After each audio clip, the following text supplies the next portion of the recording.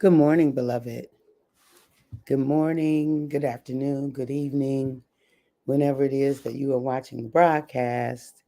Hello, hello, hello, hello. It is absolutely wonderful to be able to connect with you. Wonderful to say hi, how you doing, what's going on. For those of you who will be live, thank you for playing with me. I like play. I do like play. Thank you for being on. Thank you for engaging, for showing up. For those of you who will hashtag replay, good morning, Letitia. Good morning, good morning. For those of you who will hashtag replay, I appreciate you being doing what you do, doing it in the way that it works for you. For those who will be on, and I might not never know you on, but you're on doing your thing, thank you. Thank you for listening. And my prayer is that, you're getting what you need. Um, and for those of you who will be used by Papa at sometime later down the road, when I need a little boost and encouragement and all of that, thank you, thank you, thank you for being used, for being especially positioned. And so here we are, here we are, here we are, beloved. Sending love, grace, and peace to you today. We are talking, still talking about leftovers, still conversing about this notion of leftovers. And I'm going to invite us to leverage them to our benefit. Whatever you have going on, whatever is left over, whatever is the thing that is a reminder for you, the thing to say, hey, do you remember when? Well, when this happened, whatever that is, leverage it. Leverage those leftovers to your benefit. So we know how in day-to-day life, if we got leftovers in the food in the fridge, then we can make up some good new dishes. A dish that wasn't the originator. It was not why those leftovers were created. They weren't created for that dish. Good morning, Pastor Bobby from Tennessee. Oh, what you doing in Tennessee? You fishing or you on a trip like that? Good. I hope that you are having a wonderful time. I know you are. I know you are. And so we Margie, good morning, cuz. Yes, love, peace, and grace prayers to you. Good morning. Yes, yes. I'm glad to hear that you are there. I hope it's warmer. I mean, I'm in New Jersey and it's not so warm today. It's a little chilly. It's been warmer than Michigan though.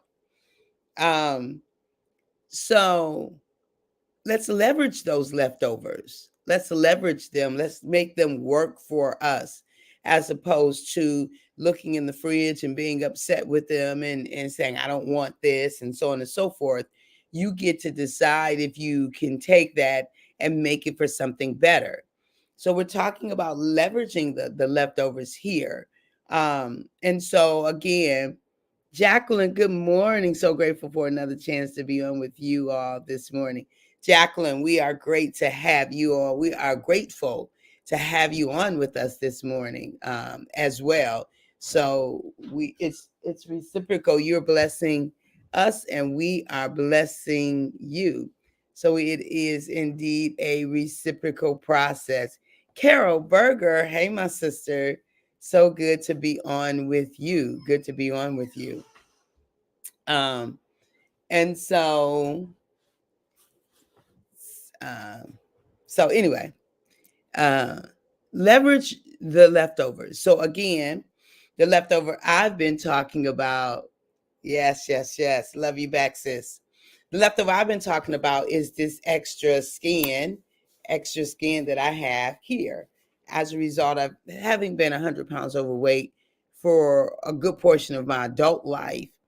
And so it's there and it does what it does. And good morning, Michelle. So good to see you, my sister. So good to see you. Welcome, welcome. And so it's there. And I get to decide if that leftover is going to be the bane of my existence or if it's going to be something I can leverage. And so we've talked about using leftovers as a reminder, right? We've talked about that, how we can use leftover as a reminder. And so, good morning, Dorian. Welcome, welcome, welcome. Good to see you. And so I'm reminded every time, Charlene, hey, honey bun. Judith, good morning. Welcome, welcome. So good to see you all this morning. Welcome. Erica is in the room. Hey, Erica, come on in the room, y'all. Good morning. Come on in. Yes, yes, yes. So some of us are amazing at the actual, hey, good night, good night. Get a good night's sleep, honey. Get a good night's sleep. Some of us are amazing at leveraging it, using it, repurposing leftovers, in real time in our fridge and things like that. Sometimes the meal can even be better than it was to begin with. But I'm talking about, I'm using it as an analogy. And some of us are not so good at it. We see it more as, I don't want that. I don't, that's, I done had enough of that or whatever. And so I'm just saying, in life, we have leftovers. In life, we have reminders of our past experiences. We have reminders of our previous journeys. We have reminders, and we get to decide if those reminders are going to be weights or if they're going to be platforms. Are they going to be things that imprison us and limit us and remind us of something that we didn't want? And so now it's influencing and impacting our current day? Or will it be an experience that basically, will it be an experience that that is just, we can leverage, we can use it as a lift, we can leverage it, we can use it as a lift. It can be something that is a benefit and or a blessing to us, even though, like, I would love to have Angela Bassett arms. Maybe. I'm not sure that I would love to do the Angela Bassett workout, though. I'm not a workout person per se. I'm a walker. But the resistance thing is not my preference. It's just not. And so, in order to come, Brian, hey, Brian, did I say good morning to you? I think I did. Um, and so, in order to have a particular thing, I have to show up in a particular way. And I'm not sure if that is what I want.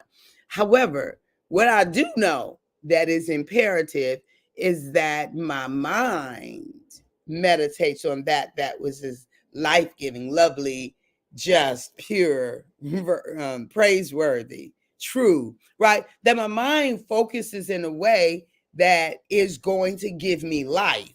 That when I take it some time and invest my focus, that the get back, the receive, right, the reaping that I get, that is beneficial. So when I think about my arms and the fact that they were, ballooned out 100 pounds worth for almost 100 years, almost 30 something years, yeah, it's going to be some leftover from that. There's going to be some leftover from that. And so my thing then, beloved, is to not have that as a problem, right? To not see that as any kind of a problem, and to basically use it, leverage it, and to have it as a reminder that that is as it is, right? As a reminder. So the acceptance piece is huge. It's so hard sometimes. Yes, honey, it is. It is. It's hard. I'm glad you made that statement. It is hard. But this is the thing that keeps me going, that always calls me back. That is the work. It calls me back because I know that if I say, for instance, so I've lost these almost 100 pounds or whatever, and if I keep focusing on, yeah, but you got this, you got this, you got this, then I don't even get the full benefit of the 100 pounds. Like I'll be so distracted about what's left over, what isn't in the place that I wanted to be, that all the hard work I did to get here it doesn't get its just due. So I don't enjoy the fact that I can walk anywhere and find a size 16 and fit in it. When was that my truth? I don't know if it ever was, at least not from a conscious place. I can enjoy that I can, move freer. I walk my 5 miles that I walk every day is with such ease. But if each of those steps also was with the reminder, yeah, but look at your arms flabby, look at your legs flabby, look at your this, that, and the other, then I don't enjoy the fact that I still got a Coca-Cola bottle shape, right? This same shape that I had in high school, it yet blesses me today when I look in the mirror, right? There's some ripples and some runs and it's still that's there as a reminder. So what? Put on some leggings so you got a little bit of a smoother look or something like that. Do you see? And so the fact that it is, and yes, it's hard, but I'm not willing to pay twice. Do you see that? Hey, Ray, good morning. So good to see you. I'm not willing to pay twice. I'm not. Like I paid, the cost of being 100 pounds overweight for probably about 37 years, y'all, for real. For about 37 years, I paid that price, the cost of it. And I'm not saying that I live this life of woe, because I'm not, because that wasn't my truth even when I was 100 pounds overweight. But I'm just putting it in perspective. There are some differences. When I get on the plane, I don't need an extender. Like I celebrate getting on the plane and sitting in the middle seat and not having to think twice about it, right? If you're overweight and you got to sit in the middle seat, there's some thoughts that you have, like, okay, let me try to, and those kinds of things. And although I don't live my life concerned about how other people see me, like I really don't give it a lot of whatever. But if people are uncomfortable because I'm squeezing in between the two of them, I notice that, and I might have to do a little bit of something in my mind to dismiss whatever little thought I just had. But what I'm saying is that there's some benefits, and if we don't leverage the leftovers, if we don't find the joy in the now, regardless to what was, in a sense, we forfeit some of the benefits. I'm not willing to do that. I'm not willing to let my past rob me of my amazing presence, of my blessed presence, and of my possible amazing future. I'm just not willing. I'm not willing. Right, Carol? Not willing to pay twice. I'm not willing. I didn't already pay for those eggs. Why they back on the conveyor belt? Why they back there? No, put those in my basket. I'm already paid for those. I'm not paying for it twice. And so that's the thing, honey. So yes, it is hard. And probably nothing that I talk about is easy, because everything that I talk about is dealing with what we're thinking. And look, we have to train our mind to focus on that which is life-giving, because there is a lot of invitations to focus on what is it. But that's the other thing, is that I spend my time talking about, reading about, engaging in, focusing on, doing the things that is life-giving. I spend my time doing those kinds of things so that when I do run into a difficult situation, I'm able to pull from within and say, okay, Kathy, no, we're not doing that. We're not doing, like, how is that going to help you? How is that going to serve you? How is that going to move you forward? And so, honey, so there are just certain conversations I don't have, not with myself and not with other people. I'm just not going to do that. We can have hard conversations. We're not having nonsense conversations or who shot ya. I don't care. And y'all know I mean that by the Dallas thing, that whole soap opera notion of living, right? Thank you, Carol. The whole soap opera notion of living. I don't want to know. I want to know how to move us forward. I want to know how to increase my love. I want to know how to expand. I want to know how we can walk in purpose and destiny and intention. I want to know what to help us to live. I want to know what to better our communities. I want to know how to add more love in the world.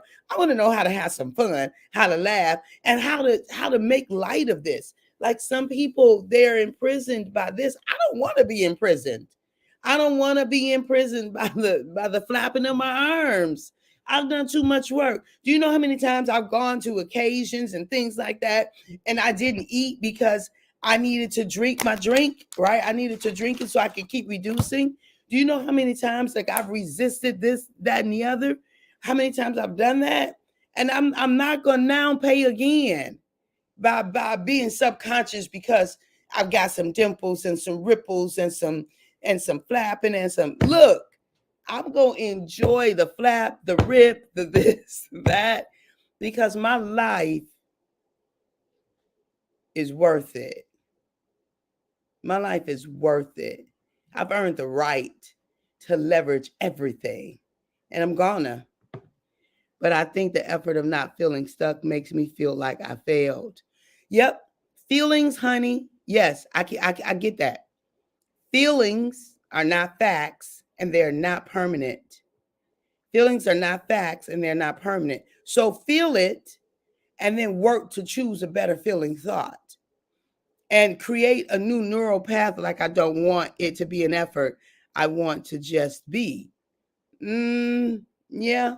So we can just be, but effort is a part of that. We can just be, but effort is a part of being. Like there's no way. Like I am efforting and being, right, often. And so just being is an internal state. Just being is like the idea of peace, internal peace and harmony. Like I can be in the middle of chaotic, whatever, and still be. I can still efforting, but because I have this state of internal peace, which I work at every day, what I take in, what I converse about, what I believe on, how I focus my energy, how I focus my attention, it creates a state of being so I can be in the middle of chaos and find my centered space. And one of the best examples I can talk about is my sister's passing in December. Because I had been working so diligently with other areas, that was such a peaceful, it was chaotic on the outside. It was sad and heavy. But when I tell you I was able to anchor into this place of peace, that really was a little bit mind blowing to me. I don't know that I had been there before. And I was like, what is this? It's because I do the work every day to be able to maintain this. So the work is a part of life, but this place of peace, that's an integration of the work, honey. Um, yeah, it's that. So you're going to work, and that feeling of failure, it's a feeling. It's a feeling. It is not a fact. It is a feeling you have, like failure. There is no such thing as failure. There really isn't. There are opportunities. And do you know? So think about this. Literally, I probably lost 30 pounds around 30 times. Probably did. Now, I could have allowed each one of those times to beat me up and dig a little bit deeper, dig a little deeper grave, if you will, put a little bit more dirt on me. And that would have been so hard every time to get back up. But what I did was each time I learned something, as opposed to being mad at myself, upset with myself, talking negative to myself, you this, you ain't, you won't, no, no, no, no, no, no, no. No, we don't do that. We don't, I don't do it to me, and I don't allow others to do it to me. And if others want to do it to me, I just change company. I just won't stay. I don't demand that somebody treat me a certain way. We already know that. Like if we engage, you already know that I have a standard of treatment for myself. And if you choose to treat me other way, we're gonna part ways. There's gonna be some distance. Um, and so because I spoke life to myself, there were times I was disappointed when I would look and I'm back in the size or whatever. There was times I'm disappointed in this, that, and the other.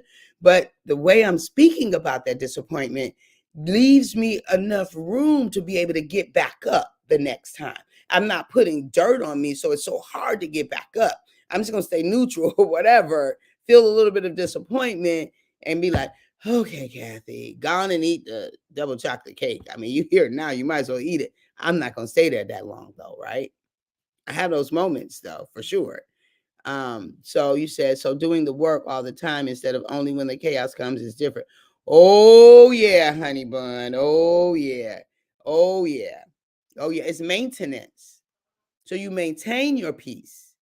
You maintain the ground you gain. Like we have some ebb and flow, but I have a set point of peace because I'm always in the process of it, right? I'm always building. I'm always, because life is inevitable. Stuff is coming. We know that. We know it's coming. We know something is coming. And so I don't do it from a neurotic space. I just do it from a factual space. And I love living in a space of peace. I love being able to be in the middle of a typhoon and decide that I'm just going to anchor here and I'm going to go while everything around me is swirling. I'm just going to go inward. I can shut it down in the midst of chaos. I really can. I do it all the time. I do it all the time. And while everybody is, being tossed to and fro by the external, I go internally. I trust me. I trust me. I trust my internal environment. I have made it safe. I've made it safe, right? And when I say I don't mean me by myself, of course. Everything that I do is a co-creative dance with Papa. I ain't doing none of this on my own, none of this by myself. I am never alone. It is always a co-creative dance with Papa. I just want y'all to assume that's what I'm talking about when I say I. Right? This is a co-creative thing. Everything that I am become is because he is everything. And so I do this ongoing co-creative dance with him that allows me um, to maintain this peace. And then there's some external things that I do, right? The walking most days, the reading positive, the listening to, the managing. Like I can't that the news, the this, the that. No, watching programs where people are killing each other, stealing from each other, where they're, not conniving, where they're dishonest and they're unfaithful and people cussing each other out. Like, I'm not interested. It actually interrupts my peace. And so I don't do it. I don't indulge. Right. I just don't. So anyway, thank you all for engaging. This was fun. I like answering questions. I like engaging. I like pondering. I like having to talk out. Some things I don't talk out, I just do until somebody asks me the question, and then I have to dig a little bit deeper and ponder it and say, okay, what is that about the thing that you do? What is that?